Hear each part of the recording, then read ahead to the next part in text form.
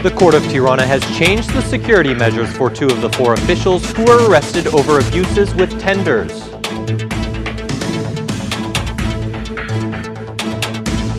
A week before the opposition protest, the head of the SMI, Monica Kryemadhi, has chosen to share the opposition's concerns with ambassadors of the European Union in Tirana. Interior Minister Klosi Lleshaj and Environment Minister Klosi discussed a new plan of measures for the upcoming tourist season.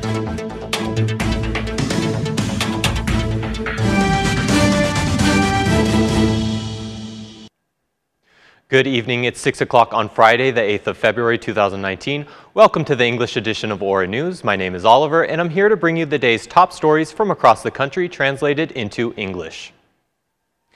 The Tirana court has changed the security measures for 2 of the 4 arrested officials in the Ministry of Justice. General Secretary of the Ministry of Justice Aurel Lamche and former IT specialist Arlene Alikai. The hearing was conducted within closed doors, but we have learned that the lawyers of the 2 arrested have given their assurances that the 2 defendants did not pose a risk of escape and the unlawful acts they conducted did not pose a risk to society. Meanwhile, Juliana Hoja, who has held the position of Secretary General of the Ministry of Justice and currently is in the security arrest of the security branch, will appear before the court. The only individual police are still searching for is the IT specialist Lucien Ali, who has escaped police custody even though the court ruled on his detention measures in prison. Meanwhile, the other 8 individuals investigated for abuses with tenders will be obligated to appear in court. Within 2 years, spanning from 2016 to 2017, the prosecution found abuses and violations of 5 tenders, causing an estimated several million euros of damage. From the materials referred to by the prosecution, 12 more individuals are suspected of criminal offenses related to the abuse of duty, as underlined by Article 248 under the Penal Code and violation of the equality of participants in tenders provided by Article 258 of the Criminal Code. The violations were initially evidenced by the inspection team of the Ministry of Justice and later by the Ministry of Finance. Investigations have highlighted and identified violations associated with major consequences to the state budget.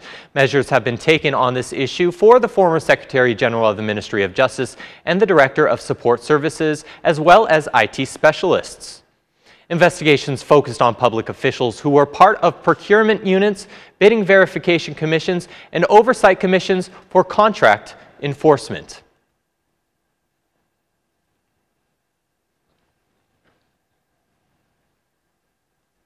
We are now a week away from next week's big protest organized by the opposition on February 16th. Today, the chair of the Socialist Movement for Integration Party, Monica Kryemadhi, held a meeting with the ambassadors of the European Union, sharing the view of the Socialist Movement for Integration in order to open up negotiations and to expedite reforms. At the 2-hour meeting, Kryemadhi was accompanied by the Speaker of the SMI Parliamentary Group, Petri Vasili. She stated, "It is the second meeting that we have had. We will do this annually, not only with the European Union ambassadors, but also with representatives from the U.S. Embassy, 2 institutions that are strategic partners of Albania." The Socialist Movement for Integration Party shared its opinions with international institutions regarding our stance for the opening of negotiations and reforms. Today, Albania is much too late to jump into the process of European integration, but the future of Albania has no other direction to go. When asked whether or not part of the discussion also included the topic of protests, Kryemadhi responded, "The protest on the 16th of February is not only on the ambassador's table for discussion, but on every Albanian's table." When questioned whether or not the European Union ambassador expressed the same assessment as the Justice Minister Jonaj, suggesting that justice reform is in fact moving forward, Kryemadhi replied, "Justice reform cannot have 2 standards. For example, in the case of Danica Prela's husband, for one prosecutor, it is not a problem that he didn't pay taxes to the Albanian state, while for another prosecutor, there must be proof that his cousin has paid his taxes in Italy, amounting to 25,000 euros.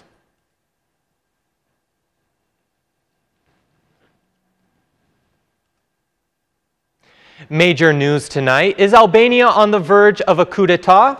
Listening to Klosi Lleshaj, one might think so. Today, the leader of the DP stating that the Republic of Albania is on the precipice of a governmental overthrow and that the Prime Minister has until the February 15th deadline to prevent the situation.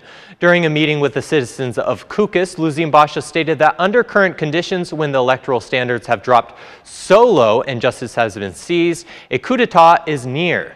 He stated, "The solution is simple, to end the rule of Albania from the minority population and to turn over the power and economy to the hands of the majority of Albanians. There are two ways of going about this. The first is the ballot box, and the second is justice." Both of these columns uplifting the state have fallen, so I say, and I repeat, Albania is in a coup d'etat.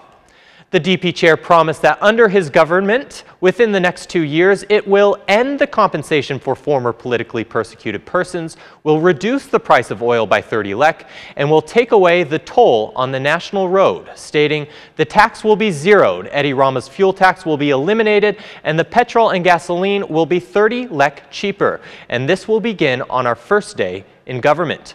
Lleshaj invited the citizens of Kukës to march on February 16th in Tirana, joining the protest before the Prime Ministry building.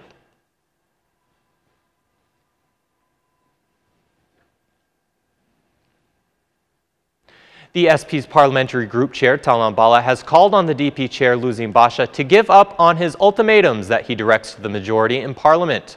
Today, he stated the opposition should give up from these ultimatums that affect our path towards membership into the European Union. We all know that the role played by the opposition in this process is very important.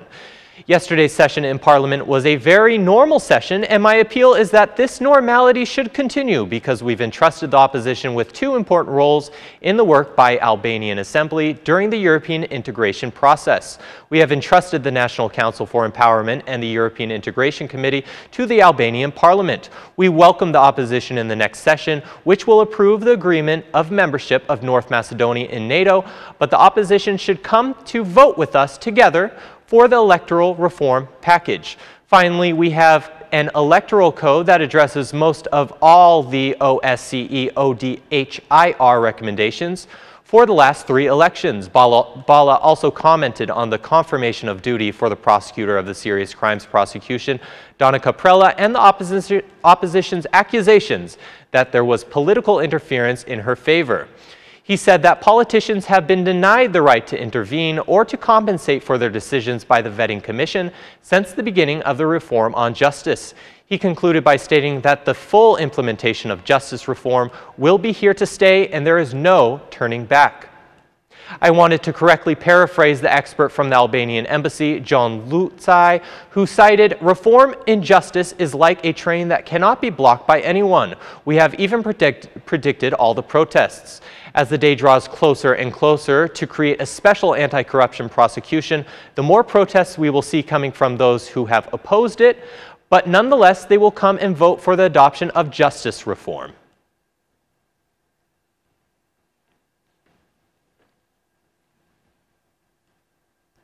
Reports show that about 40% of small businesses in Albania carry out cash transactions simply because they do not have a bank account. The fiscal policy director at the Ministry of Finance has explained that the changes in the law now oblige businesses with incomes of over $2 million to have a bank account in order to reduce the circulation of dirty money.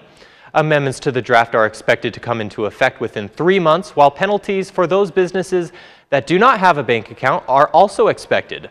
The obligation to open a bank account will also apply to NGOs, and the draft containing these legal changes is expected to pass soon for approval by the Parliamentary Committee and then onto Parliament.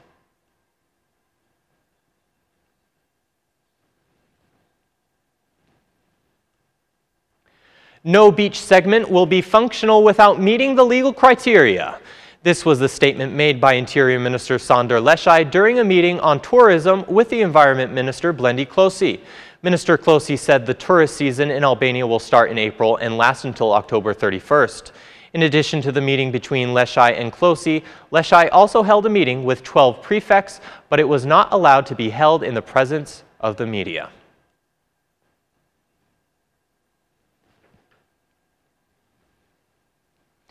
And that's the news across the country today. Thank you for watching our English edition this evening, and be sure to join me again every Monday to Saturday at 6 p.m. for the latest news from Albania. Once again, on behalf of Ora News, thank you and have a good night.